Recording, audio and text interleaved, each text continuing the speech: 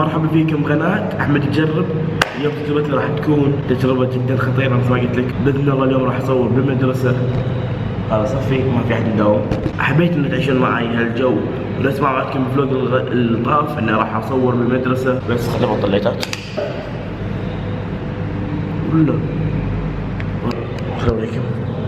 هذه جنطتي. جايب ريوق فاتري وكتبي وبس. طبعا اليوم لو صادوني المدرسة وراح اروح فيها تلفوني جايب الواي فاي كل شيء. ما اقدر احط الشنطة هنا لانه بشكل ساعة انا صفيت النفط ولا مو صفيت القرارات خلوها مكتوب عليها كيت مورس احسن شيء هنا يقول لك انت في واي فاي. الحين صار في شيء جديد بالكويت او جميع الصبورة الالكترونية. تشوفون صار عندنا صبورة الكترونية ندرس عليها. اليوم درسنا راح يكون على التاريخ الحاضر. اليوم راح ندرس عن تاريخ الحاضر. الصراحة شيء وايد حلو الصبورة الإلكترونية.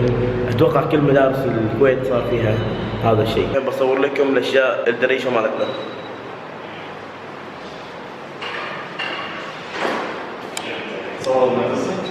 خلاص الحمد لله خلصنا الفلوج. ان شاء الله يكون عجبكم. هذا ثاني فلوج راح اسويه لان هذاك اللي قلت لكم عنه صار فيه كوبي رايت. عجبكم الفيديو حطوا لايك كومنت ومشكورين. مع السلامة.